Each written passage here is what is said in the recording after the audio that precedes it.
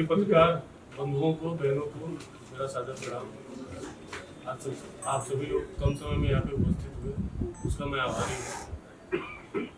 मैं आज का पत्रकार परिषद थोड़ा अर्जेंट में इसलिए बुलाया गया क्योंकि जो विषय है समाज का, जो विषय है समाज का, जो विषय है, जैसे आप लोगों ने भी बात किया, टिकट मिला नहीं मिला, क्या हुआ, सर्वे में नाम आया नहीं आया, कुछ बातें विजय राय जी ने कहा कि इनका सर्वे में नाम था, कुछ बातें ऐसी हुई जिनका सर्वे में नाम नहीं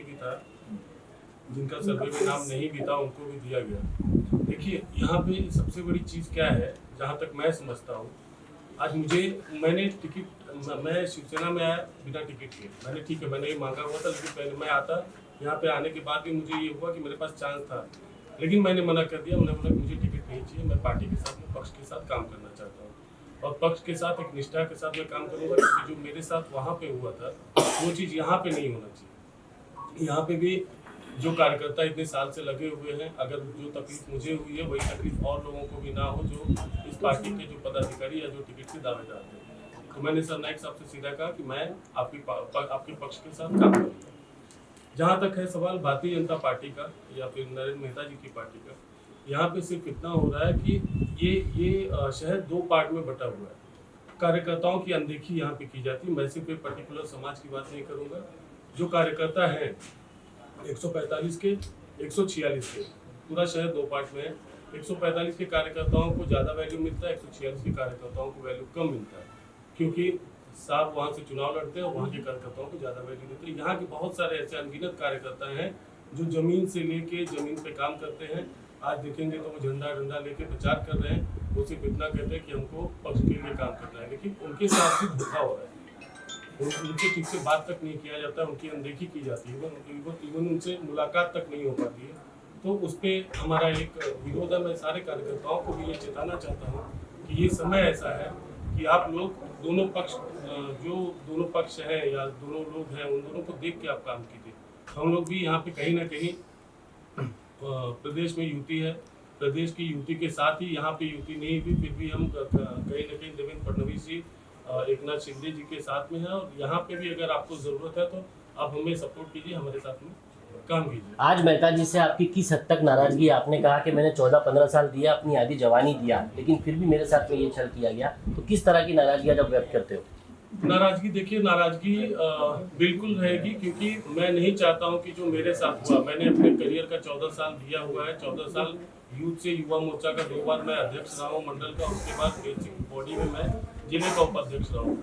इस नीचे लेवल से लेकर ऊपर तक पहुंचने के बाद मैंने पूरा समय पार्टी को दिया हुआ, पार्टी के साथ में काम किया हुआ है। यहाँ पे चिंता का विषय है, क्योंकि यहाँ पे जो यूथ है, आज हम 15,000 एक्टिव मेंबर और 1.5 लाख प्राइमरी मेंबर यहाँ पे बना के बैठे हुए हैं। इन्हीं में से बहुत सारे लोग ऐसे होंगे जो निकल के आएंगे, छोटे छोटे कार्यकर्ता, जो कि अपना भविष्य बनाने के लिए या राजनीतिक कुछ उनकी ये रहेगी, उनकी ज़रूरतें रहेंगी या उनका एक मन रहता है, उनकी इच्छाएं होती है, और धीरे धीरे जब कार्यकर्ता काम करने लगता है तो महत्वाकांक्षा उनकी बढ़ जाती है, और वो महत्वाकांक्षा होगी। मेरी चिंता का विषय यही है कि आने वाला जो समय है, इतनी भारी संख्या में इतने कार्यकर्ता हम लोग जोड़ते चले जा रहे हैं, उन्हीं मेरे जैसे कितने लोग अपना भविष्य दाव पे लगा के, वो या तो चुनाव की उनकी कुछ ना कुछ महत्वाकांक्षा होगी या किसी भी तरीके की महत्वाकांक्षा वो पैदा होनी ही होनी है, और उसमें लोगों का भविष्य आप पे आरोप है कि आप जब मेहता जी का चुनाव काम था तब आप गांव में थे, चुनाव का समय तब यहाँ के टिकट मांग रहे? नहीं, मेहता जी के चुनाव में यही भी था, मैंने हर एक चीज का, अब देखिए, चुनाव में एक जिम्मेदारी दी जाती है। मेरे ऊपर आरोप अगर कोई लगा रहा है तो वो सरासर निराधार आरोप है, क्योंकि जिस लेवल पे मुझे जिम्मेदारी दी गई, हर एक जिम्मेदारी को मैंने पूरी तरीके से निभाया। 2019 का भी जो चुनाव था, 2019 के भी चुनाव में मैंने अपनी जिम्मेदारी को पूरा निभाया हुआ था। उसके बाद का जो चुनाव था, 2017 का भी चुनाव में जो जिम्मेदारी दी थी उसको भी मैंने निभाया हुआ था। इस चुनाव में भी जो जिम्मेदारी मिली उसको मैंने निभाया हुआ है, तो ये निराधार है, ये बात एकदम। नवीन जी, क्या आप लोग ये बात पुष्टि करते हैं कि यहाँ पे भाजपा नहीं बल्कि भाजपा के नाम पर नरेंद्र मेहता प्राइवेट लिमिटेड चला रहे हैं? बिल्कुल ये सत्य है, नेपोटिज्म चरम पे है यहाँ पे।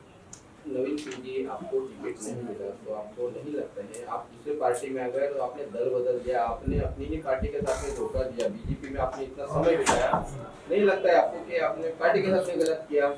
नहीं, मैंने पार्टी के साथ गलत नहीं किया। देखिए, हर व्यक्ति की अपनी एक सीमा होती है जहाँ तक वो इंतजार करेगा। अभी पिछले ही चुनाव में जब टिकट की बारी आई हुई थी और दल के साथ गद्दारी करने की जब बात आती है, तो ये लोग भी कहीं ना कहीं एक तरफ 146 से फॉर्म भरे हुए थे और इन्होंने बोला हुआ था कि मुझे शीर्ष नेतृत्व तो अगर बोलेगा तो हम फॉर्म नहीं भरेंगे। तो ये दल के साथ वफादारी है क्या?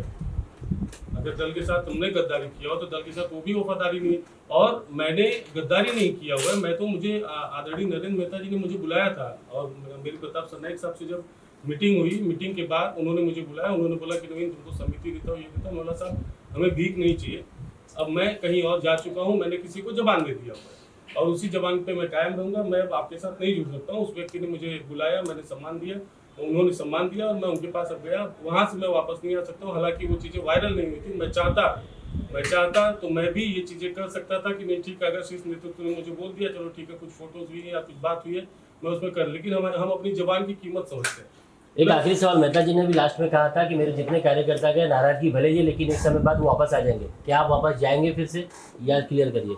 जिंदगी में कभी नहीं जाऊंगा। हम लोग अगर, यही मैंने बोला, अभी शाबिर भाई ने सवाल किया, गद्दारी मैं कभी नहीं करूंगा। 14 साल मैंने वहां पे दिया हुआ है। अब आगे की जिंदगी पूरी यहीं पे समर्पित रहेगी। जो होगा वो देखा जाएगा।